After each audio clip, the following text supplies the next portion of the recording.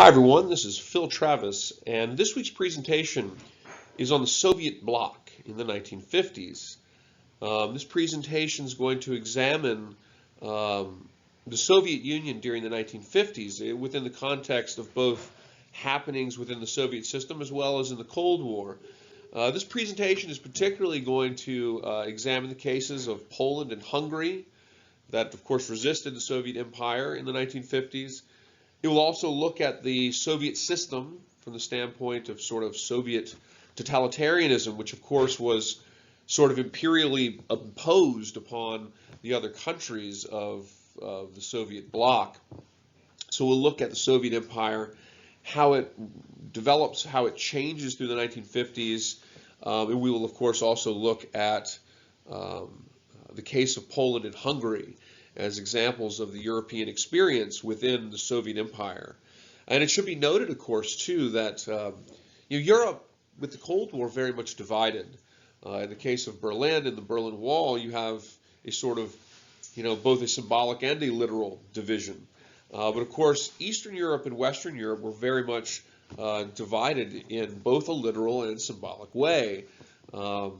As these two sort of societies developed differently, it really is important that we examine the experience of both sides and the critical events on both sides. So the Soviet bloc, when we say that, generally we usually refer to the Warsaw Pact. And of course here you have pictured the Warsaw Pact in red and the lighter red. And of course in the blue we have the NATO states. And of course, in the gray, you have Sweden and Finland in the north in the gray. These are non-aligned states. Switzerland and Austria in the gray, and of course also Yugoslavia, which is the large state across the border with Italy, which was of course a non-aligned socialist state that resisted being brought into the Warsaw Pact. Warsaw Pact, of course, includes East Germany, Poland, Hungary, Czechoslovakia, Romania, Bulgaria, Ukraine, Belarus, and so forth. And of course, in East Germany, if you can see in East Germany, you can see the little blue dot, and that would be Berlin, which was, of course, a city that, as the Cold War developed, that city became kind of a microcosm of the divide that was developing in the world between those affiliated with the Western Bloc in the United States and those affiliated with the Soviet Communist Bloc. And the numbers you see here are military numbers. So these are troop levels. So the map itself depicts, Warsaw was 1954. It was a reaction to NATO, which had been formed in the late 40s, and it was really the militarized divide of Europe along the lines of the Cold War between the Warsaw Pact and NATO, as the Soviet Union and the United States increasingly were unable to cooperate and increasingly militarized against one another and facilitated the division of the region and to a large degree the world as well. So I want to take a second and just briefly define the Soviet system. The Soviet Union, of course, established an empire on Central and Eastern Europe following World War II. And of course, that empire was unique because it not only imposed control against the popular sovereignty of the people in those countries, but also because it demonstrated an attempt to Stalinize or Sovietize the countries imperialized to make their governing structures and so forth like the Soviet system. And so I want to take a minute and just kind of briefly define the Soviet system. The Soviet Union under Stalin was what we would call a totalitarian state. And a totalitarian state really differs from dictatorship. Largely because a totalitarian state, which of course Nazi Germany was another example of a totalitarian state, but a totalitarian state seeks to control all elements of society. Economics are typically planned. In the Soviet Union, the economics were planned by the Politburo. Totalitarian states are, of course, one-party states. Other political parties being effectively illegal. Totalitarian states seek to control individual freedom and really individual life on all levels. And so, in a totalitarian state, you'll see, thorough control over freedoms of press, speech, religion, these types of things. And there will also be even more kind of invasive involvement of the state in the affairs of the people. Typically, also, as is demonstrated in this large statue of Stalin in Prague, the Soviet system under Stalin was, of course, based on a cult of personality, and the idea of kind of glorifying the leader as well as the system. And of course, the cult of personality began in earnest with Lenin and the sort of veneration of Lenin. And Stalin very much uses this type of imagery in the Soviet system as well.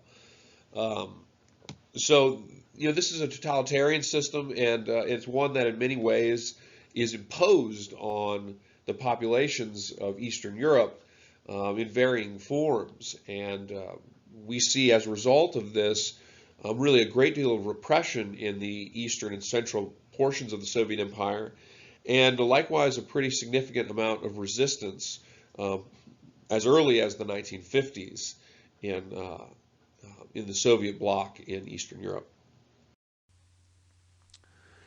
On March 4th, 1953, Stalin died. And of course, Stalin's death was an interesting story in and of itself.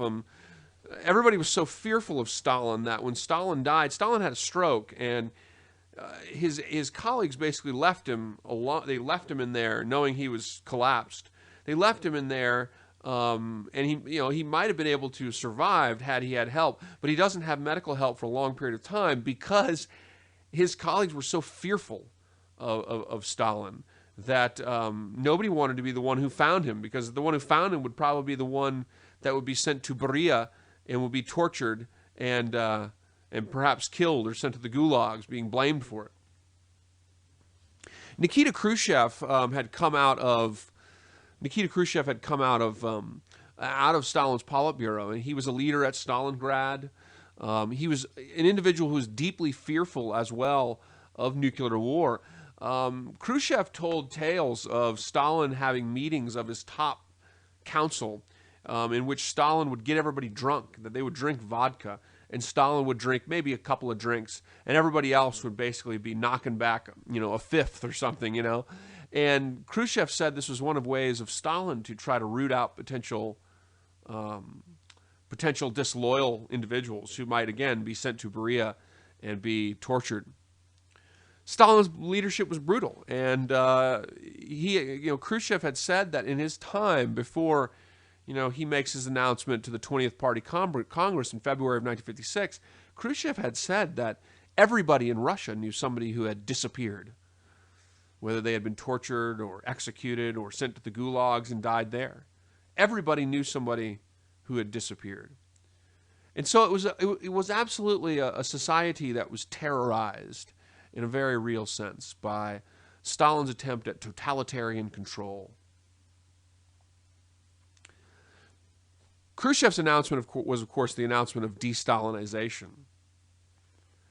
When we refer to de-Stalinization, we're referring to the dismantling of the myth of Stalin. We're referring to actions like the renaming of cities, like Stalingrad, to its current name, Volgograd. We're talking about the removal, the reburial of Stalin outside of the center of Red Square. His body was moved to the sort of the outskirts as almost like a symbol. Gulag prisons are relaxed. Many people are released. The gulags still exist, but they were far less kind of prevalent and far less inhumane than they had been during Stalin's times. There's increasing openness about the crimes of Stalin. Society members like Khrushchev begin discussing the Great Purges. The role of individuals like Lavrentiy Beria, who's pictured here with Stalin's daughter Svetlana, and of course that's Stalin in the background, discussing the actions of Beria. Beria he oversaw the torture and murder of millions of people. And of course, he would be executed for this, for playing his role as the Minister of Public Security, playing a role perhaps not unlike the role played by Robespierre during the convention in the worst part of the French Revolution. Beria was an individual who tortured people, and in some cases, even the prison where you might be sent, there was a chute that would shoot the bodies out into the water in some cases. Many people, of course, were sent to the gulags and worked to death. But a discussion of these crimes now becomes accepted. What do you think some of the consequences are to that, to dismantling the myth of Stalin? What are the consequences of saying that, Joseph Stalin, the leader in the 30s and 40s and early 50s, was in fact a brutal terrorist, basically? What are the consequences of that?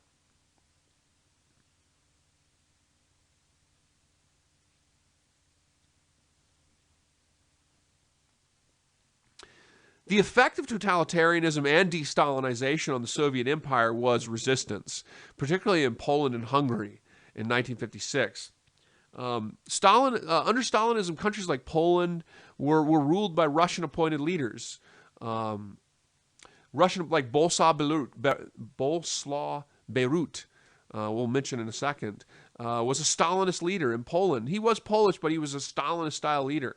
In many cases, people in these countries had to learn Russian, and their leaders were oftentimes Russian, and so they were incorporated into a Soviet communist system rather than being allowed to develop their own communist system. And in some cases, their own communist leaders who resisted kind of being Sovietized, in some cases, were executed.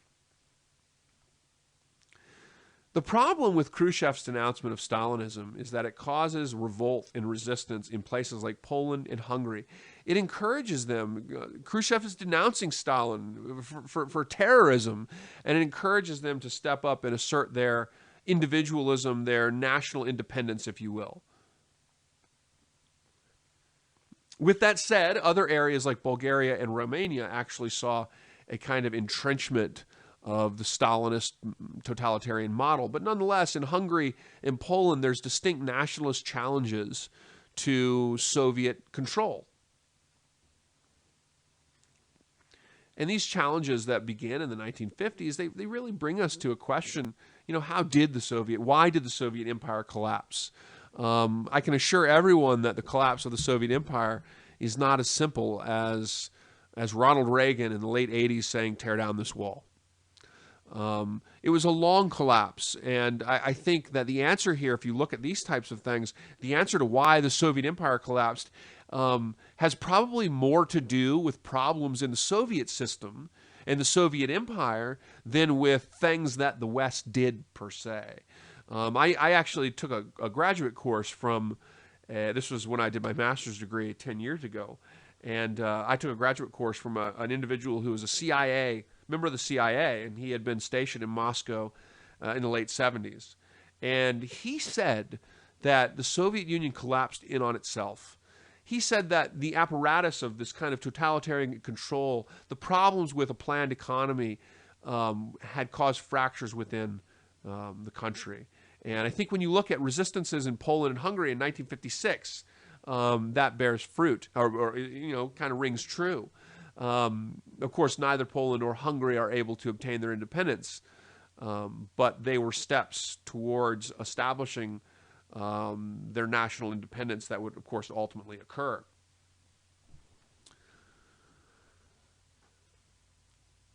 Why do you think, as you look at this map here, you can see Poland and you can see Hungary just below Slovakia. This is, of course, a current map.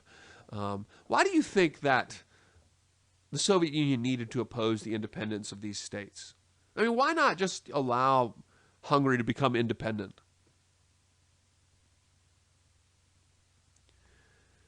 There's really two basic reasons, and in a lot of ways, the reasons are similar to the same reason why the United States could not have West Germany or France become communist, because of political ramifications. Soviet security was integral to their decision that the Polish uprising and the Hungarian uprising would have to be put down. The Soviet Union, like the United States, had their own domino theory. And the domino theory, if you guys aren't familiar with that term, the domino theory was a term that suggested that if you weakened, if you showed that you could not control, or in the case of the United States, contain the Soviet Union, that the result would be a loss of psychological will on the part of your allies. And it's kind of similar in the Soviet system, in the Soviet Empire, in Central and Eastern Europe. There's a fear that if you allowed Poland to successfully revolt, or you allowed Hungary to leave the Warsaw Pact, that it would encourage other resistances, and it would create a domino effect that you would ultimately be unable to halt, because it would show that you were weak. In reality, I think most historians would say the domino theory was largely based on a lot of fear for the United States and for the Soviet Union, but there was probably not a whole lot of actual evidence to say it was true. Certainly when we think about the United States' domino theory, when we think about Vietnam, for example, there's little evidence to suggest that had the United States not fought in South Vietnam, that the entirety of Southeast and South Asia would be lost to communism. There was little evidence for that, but of course that was what motivated the United States. And the United States was motivated around the idea in Vietnam that we had to make what John Foster Dulles called a good, stout effort, meaning that we had to, even though there was a 50-50 chance of success, as he saw it in the late 50s, the United States nonetheless had to try to fight against communism and contain communism, because we had to send a positive message to our allies. And similarly for the Soviet bloc, they believed they had to have this Eastern European buffer zone for resources, and the other reason, economics. The satellites in the Soviet Union's economics were intertwined. They feared losing them and losing them to Western states. They feared this kicking off a string of revolutions that would suddenly cause the Eastern European buffer zone to collapse and leave Russia exposed and economically vulnerable to kind of a insertion of the United States or the Western influence into the region. So these are the reasons really why Khrushchev, despite what he says about de-Stalinization and despite what he says about the importance of revealing the myth of Stalin and his terror, Khrushchev nonetheless cannot have these states become independent. The Polish uprising began in June of 1956, and it began when workers in the Stalin metalworks in Poznań, Poland, ironically, I say ironically because we think about communism, and communism is supposed to be about the workers, and so it's ironic when a revolt within the Soviet Empire occurs because of workers striking and demanding bread and better wages, because you don't expect that. But that was the case. They demand better wages and working conditions. They march and they riot and they attack government buildings and demanding that their wages and conditions be improved. The Soviet general Konstantin Rokossovsky, oh, that's just ridiculous. I can never pronounce that word. I apologize, and I'm not going to try again. The Soviet general who was stationed there was responsible for ordering the uprising to be crushed, and it was to be crushed quickly. And the reason why was because of a fear that this could spread. 10,000 soldiers and tanks are moved into Poznań, Poland, to crush the uprising. About 57 to 100, we don't know exactly, are killed. Nearly 1,000 are arrested. And Polish communists increasingly push for the rise of Władysław Gomułka into power as a reformist within the Soviet system. Władysław Gomułka is a Polish communist, but he's a reformer. And so this is a moment in which, in ways, Poland achieves some important positive steps forward in achieving some level of self-government and independence within the Soviet system. And that is what Władysław Gomułka will promote. Konstantin Rokossovsky. There we go. So de-Stalinization had encouraged the Poles to rise up against direct Soviet control. It was also brought on by the death of Bolesław Bierut, who was a Stalinist communist who had been leading in Poland, and his death opened kind of a vacuum for political leadership in the country. Again, the Poles demand things like greater religious freedom, because after the Stalin metalworks protest, it spreads across the country. The workers in the metalworks were, often looking at primarily working conditions and these types of things, but it expands into a promotion of Władysław Gomułka and a reform within the Soviet system, Polish reforms that demanded greater religious freedom, openness, like de-Stalinization about things like the Katyn massacre, the Molotov-Ribbentrop Pact, the Nazi-Soviet aggression pact, which allowed for Poland to be sliced up, a failure of the Soviets to support the Warsaw Uprising. They want an end to Russian language education. They want greater political and economic freedom, and they want Gomułka to be allowed to remain in power as of his ascension in October of 1956. And this is Gomułka speaking as he was positioning himself in power as a Polish reformer within the Soviet system. So the Poles want, they want an end of kind of totalitarianism in Poland. They want greater religious freedom. They want the Soviet Union to be open about the ways in which the Soviet Union were, in a lot of respects, almost as bad as the Nazis in Poland, for executing intellectuals, for signing an agreement with the Nazis that basically allowed for Poland to be sliced up as though it was for the taking during World War II. This is a largely Polish nationalism, even though it is directed through Polish communists and through a kind of reform within the Soviet system. It is establishing a movement towards what becomes ultimately the development of independent and modern Polish nationalism. Khrushchev was, of course, desperate to hold the empire together, and so he does compromise with the Poles to a degree and allows some greater freedom. The greater freedom, the attainment of many of these demands, scholars regard this as similar to Poland's move from the position of colony to dominion in the Soviet bloc, meaning that they go from being a colony in which their leaders are effectively appointed to them, in which they're effectively told to adapt and become like the mother country, if you will, to a case in which Poland was allowed to become a more individualistic, as a nation, a more independent nation within the Soviet empire and sphere of orbit. So Khrushchev's de-Stalinization causes some problems for Khrushchev. And Khrushchev here had to compromise a little bit and allow Poland to become a little bit more independent within the Soviet sphere. The Hungarian revolt has a little bit of a different character to it, and it doesn't have the same kind of reformist into it. There are some reforms, but it doesn't have the same kind of, in a way, the Polish uprising has more of a happy ending. The Polish people get their reformer, they get a lot of their freedoms, and the Hungarian revolt is not. It's put down with much greater force. Hungary was really inspired by the Polish uprising, and of course Hungarians had very much seen the repression of the Soviet Union.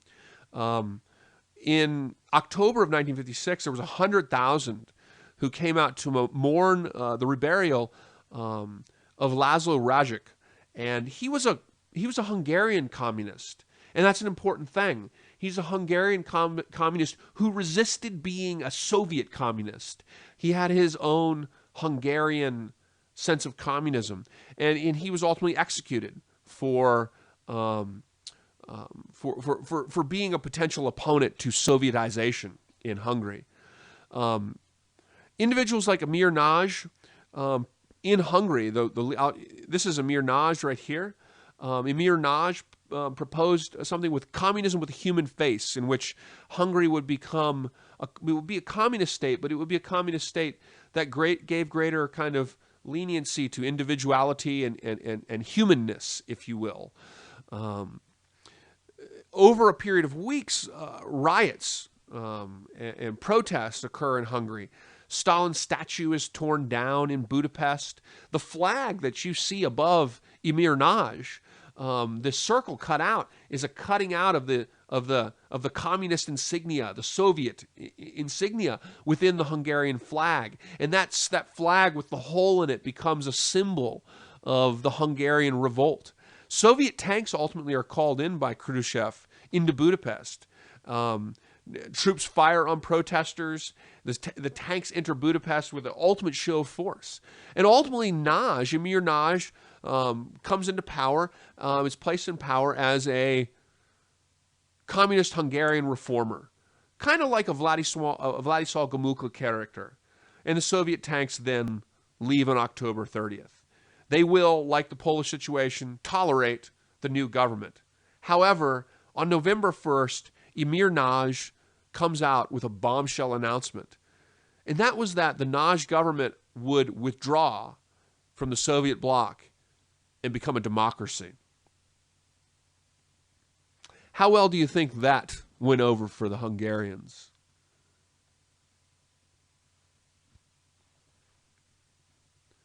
The answer is correct. Not very well. 3 days after Emir Nagy's announcement, 1,000 Soviet tanks enter Hungary. Force is used. The revolution is crushed. Nagy will appeal to the United Nations, and no one helps.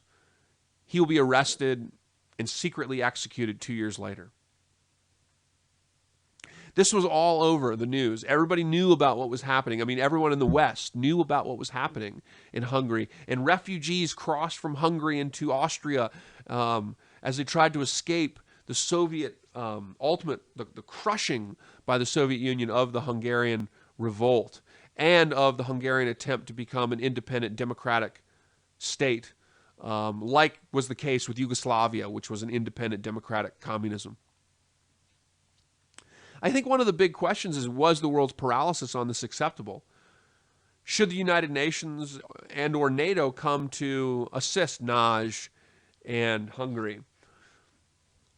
I think the easy answer for that is yes, but I think that takes for granted the difficulty of this situation. If the United Nations and NATO had taken some form of military action, it's difficult to imagine there not being a direct war with the Soviet Union. So it was a very difficult situation.